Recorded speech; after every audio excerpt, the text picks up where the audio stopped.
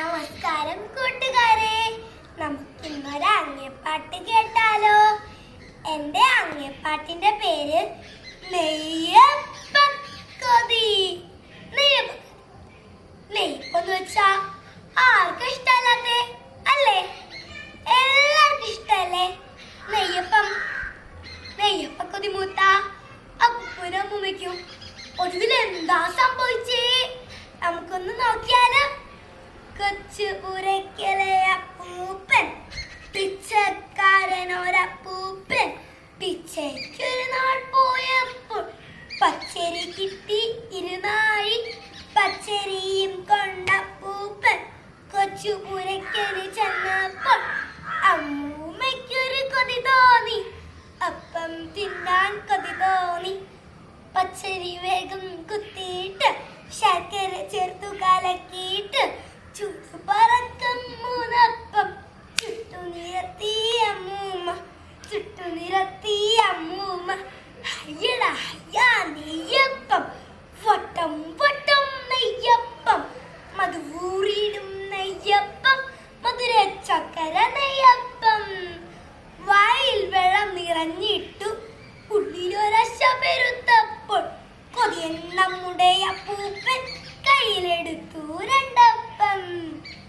ഇത് കണ്ടപ്പോൾ അമ്മൂമ്മയ്ക്ക് അശമുത്തു. പെട്ടെന്ന് ആര് പറഞ്ഞു മൂപ്പീനെ കയ്യിലെടുക്കാൻ രണ്ടപ്പം? ഹയ്യട കളി കൊതിയെത്തി കുമ്പകുലുക്കി തൊഴാതെ എനിക്ക് വേണം രണ്ടപ്പം. വശി പിടിച്ചു അപ്പൂപ്പൻ.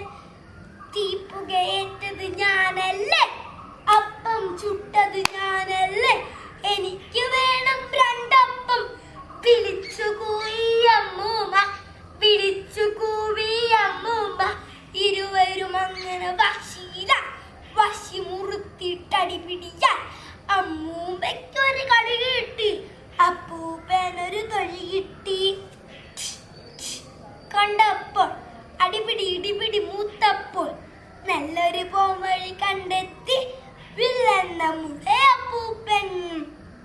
ഒത്തിരി നേരം രണ്ടാൾക്കും കുത്തിയിരിക്കാൻ മിണ്ടാതെ ആദ്യം മിണ്ടിയ ഒരൊറ്റപ്പം, മറ്റേയാൾക്കോ രണ്ടപ്പം. അമ്മൂമ്മയ്ക്ക് ഇത് സമ്മതമായി. അങ്ങനെ തർക്കം രമ്യതയായി. അപ്പം കൊട്ടയിലാക്കിയിട്ട് അങ്ങേ മുറിയിൽ വെച്ചിട്ട് വിട്ടുവരാന്തയിൽ രണ്ടാളും കുത്തിയിരുന്നു മിണ്ടാതെ. പെട്ടെന്നുള്ളിൽ അടുക്കളയിൽ തടുകുടു എന്നൊരു ഒച്ച കേട്ടു. മ്യാവ് മ്യാവ് വിളി കേട്ടു. അയ്യോ, പൂച്ച ചതിച്ചല്ലോ. ആദ്യം മിണ്ടി അമ്മൂമ്മ.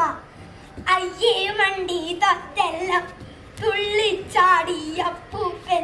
ഇരുവരും അങ്ങനെ ഓടിച്ചാടി ചെന്നപ്പോൾ കുട്ടമറിഞ്ഞു കിടപ്പുണ്ടേ, കുട്ടയൊഴിഞ്ഞു കിടപ്പുണ്ടേ. ഉണ്ട കണ്ണുമിഴിച്ചിട്ട് ചുണ്ടും നക്കി നുണഞ്ഞിട്ട് ജനലും ചാടി മറഞ്ഞല്ലോ കള്ളിപ്പൂച്ച കരിമ്പൂച്ച.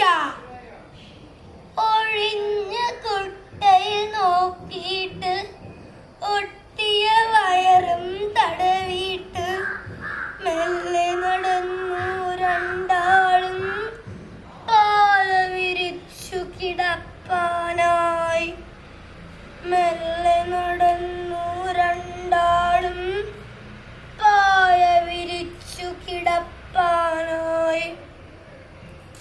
പാവ അപ്പൂപ്പൻ അമ്മൂമ്മയും വഴക്കുണ്ടാക്കാൻ പോയതും കൊണ്ടല്ലേ ഇങ്ങനെയൊക്കെ സംഭവിച്ചത്. വഴക്ക് ഒന്നിനൊരു പരിഹാരമല്ല, നാശത്തിലേക്ക് നയിക്കും. നന്ദി.